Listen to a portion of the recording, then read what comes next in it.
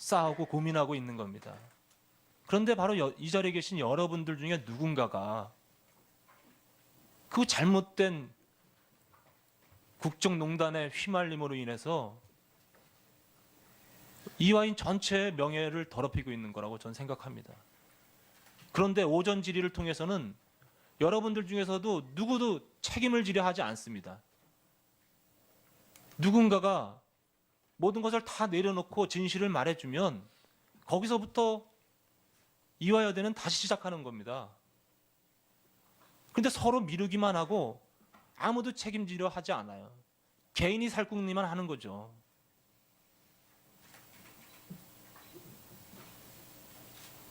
저는 이 자리에 계신 여러분들 중에서 누군가 아니면 그 면접에 참여했던 면접관 누구로부터 양심선언을 진심으로 듣기를 희망합니다. 그런 희망을 갖고 또 여러분들께 다시 한번 질문을 드려보겠습니다. 우리 김경숙 증인, 2014년에 정유라가 수시 전형에서 합격할 때 바로 그게 그때서부터 바뀐 전형 방식에 의해서 승마 종목이 포함됐던 거죠? 그렇죠? 승마 종목이 하여튼 그렇죠. 예, 네, 내가 오전에 됐습니다. 그런 취지로 질문을 드렸던 겁니다. 2013년입니다. 2014년이요? 예. 남궁공 입학처장님, 네. 오늘 답변 중에는 이 면접하는 그 장소에 대해서는 딱 선을 긋고 계세요. 그죠? 전혀 어떤 면접에 어떤 영향도 미치지 않았다는 그런 발언을 계속 하셨던 겁니다. 다시 한번 묻겠습니다. 이 면접관들에게 영향을 미칠 만한 행동을 아무것도 한 게 없습니까? 아니, 그런 건 아닙니다. 그런 거 아니라고요? 입학처장으로서 네. 운영에 대한 총체적인 책임이 있기 때문에 제가 그때 처음 처장을 맡아서 운영상의 여건 미숙한 점은 제가 충분히 그 책임감을 느끼고 또 여러 수험생들 죄송하게 생각하지만 운영상의 미숙한 점이라는 부분은 어떤 부분을 말씀하시는 거죠? 그 면접 오리엔테이션에서 벌어진 일은 아니지만 네. 예를 들어서 면접위원 오리엔테이션 하셨죠? 네, 했습니다. 면접위원 오리엔테이션에서 정유라를 유리하게 할 만한 그런 취지의 발언하신 거 있으시죠? 결과론적으로는 정유래 양한테 유리하게 작동되는지 모르지만 제가 다시 한번 말씀드리겠습니다. 네. 그런 결과를 초래할 만한 발언을 하신 게 맞으시죠? 그 정유라 양 혼자만 이렇게 특정화시켰었던 것은 아니었습니다. 예. 뒤에 교육부 오늘 이번 2대 감사하신 분 나와 계시죠? 예, 지금 남궁 처장님 증인에 대한 발언에 대해서 반박하실 수 있으시죠? 네, 네, 말씀해 보시죠. 교육부 감사 총괄 담당관 김태현입니다. 예, 감사 반장으로 다녀왔습니다. 네. 지금 남궁 처장에 대한 발언에 대해서 교육부 감사와 일치합니까? 틀립니까?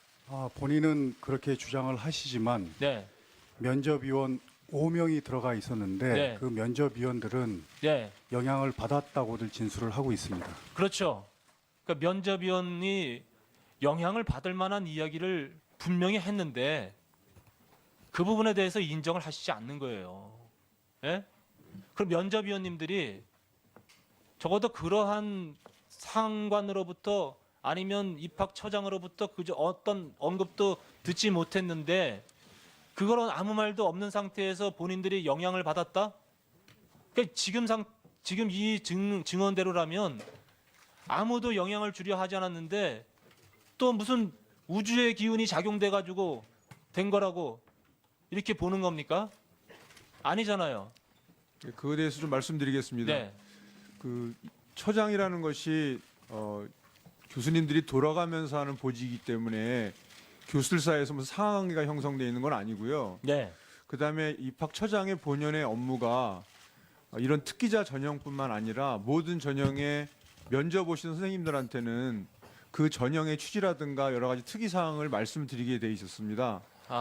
예, 그 저기 와중에 제가 남궁 처장님, 네네 증인, 남궁 증인이던 네. 남궁 증인이 원하지 않았던 바였지만 우리 김경숙 증인의 요청이 있었던 아니면 최경희 총장의 요청이 있었던 저는 분명히 이 부분에 있어서 어떤 의도가 잘못된 의도가 분명히 있었다고 보는 거예요.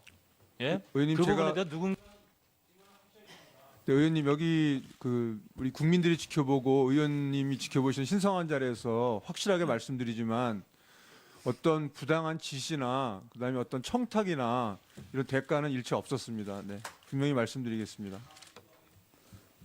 예, 황영철 의원 수고 많았습니다. 다음은 정의당 윤소아 의원 신문하십시오. 네, 정의당의 윤소아입니다. 이번에 이것이 박근혜 대통령 탄핵 소추 의결서입니다. 이렇게 많습니다. 거기 적시된 사실이 그만큼 국정을 농단해 왔는데 최순실을 중심으로 황영철 의원께서 말씀하셨어요. 내일 청와대 방문마저 힘들다고 이렇게 이야기했는데 그래서 한번 여쭙습니다. 김종덕, 김상률 증인, 특히 김상률 증인은 차은택 씨가 이합 전에 와서 추천을 해서 됐다고 그렇게 이야기했습니다. 여기에 이 소추 사유 나항에 보면 최순실이 추천하거나 최순실 등을 비호하는 자들 사람들의 명시가 되어 있습니다. 거기에는 차은택, 김종덕, 김상률, 윤전추 등등이 있는데 제가 제보를 받은 바에 의하면 그래서 나온 김에 말씀 듣고 사실 확인을 해야겠습니다. 이 윤전추 제2 부속실 행정관 지금 나오고 있지 않은데 2층이 대통령 집무실이죠. 그리고 1층이 과거에 보면 영부인 집무실은 아니지만 생활관이죠. 청와대 내에. 그렇죠? 구조가.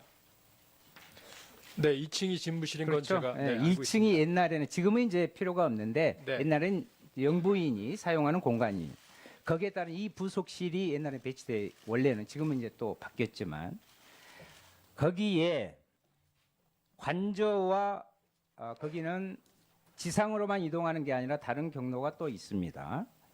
그런데 거기에 윤전추 이 부속실 행정관이 트레이너 최순실 트레이너가 상급 행정관으로 가 있었죠.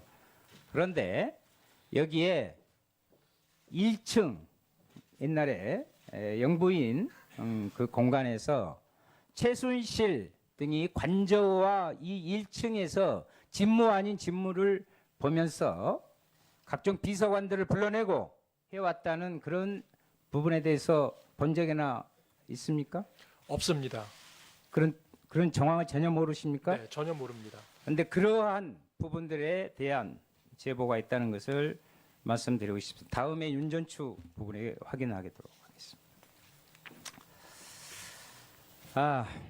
세계일보 사례에서 바라보듯이 박근혜, 최순실 그리고 김기춘 전 비서실 언론 장악, 언론 탄압은 집요했습니다. 김한균 참고인 그 MBC 시사교양국 PD 출신으로 지금 30년째 언론계에 몸담아 오셨는데 언론노조가 11월 21일 청와대가 공영방송 사장 선임에 개입한 비망록이 드러난 것에 대해서 박 대통령 그리고 김기춘 비서실장, 김성우 전 홍보수석 비서관, 최성중 방통위원장 등을 언론통제 직권남용 혐의로 검찰에 고발했죠? 네. 고발의 핵심 내용이 뭐죠? 김영한 전 민정수석의 비망록에 나오는 내용입니다만은 2014년 KBS 사장이 바뀌는 과정에서 청와대가 지속적으로 KBS를 감시, 사찰이라는 표현이 어떨지 모르겠습니다만은 그런 기록을 해옵니다. 그러다가 청와대가 원하지 않는 사장 조대현 사장이 선임이 되자 우파 성향의 우파 이사들의 성향을 조사하라 하는 지시가 기록이 돼 있고요. 그다음에 결국 이길영 사장을 사퇴시킵니다. 거기에 방통위원장 최성준 방통위원장이 동원이 되고요. 근데 그런 것들을 문제 삼아서 고발을 한 겁니다. 2015년 12월 고대영 사장이 선임되는 과정에서 청와대 개입이 있었어요? 그런 의혹이 제기됐었습니다. 예. 지금 제가 들고 있는 것이 국민감사청구위원회 심사결정 통보서인데요. 여기에 보면 이인호 KBS 이사장이 KBS 사장 임명 관련하여 김성우 청와대 홍보수석의 의견을 청취했다고 하는 부분이 사실로 드러납니다. 공영방송의 사장을 임명하면서 청와대와 의견을 교환한 것이 사실이라는 입증입니다. 지난 11월 7일 MBC 보도국 게시판 뉴스계에서는 보도국장의 퇴진으로 시작합니다. 글이 올라왔는데 알고 계시나요? 네. 그 이후에도 여러 건이 올라왔고요. 지금까지 한 30건이 올라온 것으로 알고 있습니다. 자괴감이 좀 느껴지시겠네요. 예. 30년 동안 몸담아온 사람으로서 예. 그렇습니다. 촛불광장에서 MBC는 쫓겨나는 수모를 겪기도 했는데 MBC가 이렇게 된 핵심적인 이유가 뭐라고 생각하십니까? 결국 청와대가 임명한 사장, 경영진들이 다 언론인으로서 자존심을 가지고 언론의 원칙을 지키려고 한 기자 PD들 전부 다 내쫓았습니다. 예. 그리고 정부 비판 기사들을 전부 다 막았고요. 그런 것이 국민들의 분노로 이어졌다고 생각을 합니다. 박근혜 정부의 다른 언론 장악 탄압 사례 이 부분 간단히 좀. 비망록에 나오는 얘기입니다만은 대통령이 직접 이야기를 합니다. 세계일보뿐만 아니라 시사저널, 일요신문 본때 보여야 된다, 발본색원해야 된다는 얘기가 있고요. 그 이후로 구체적으로 진행됐다고 생각을 합니다. 네. 그리고 어제 나온 이야기입니다만은 최근 들어서 SBS에서 그것이 알고 싶다에서 대통령이 7시간에 대해서 방송하기 직전 허원재 전 정무수석이 현 정무수석이죠. SBS에 집요하게 접촉하려 했다. SBS에서는 그것이 알고 싶다를 방송을 막으려 했던 거 아닌가 하는 의혹을 가지고 있습니다. 네. 박근혜 최순실 정부의 언론 장악과 탄압 사례를 보면 이는 어느 특정 언론의 문제가 아니라 언론 전반에 걸친 문제로 가히 또다시 언론 게이트라 이렇게 불릴 만합니다.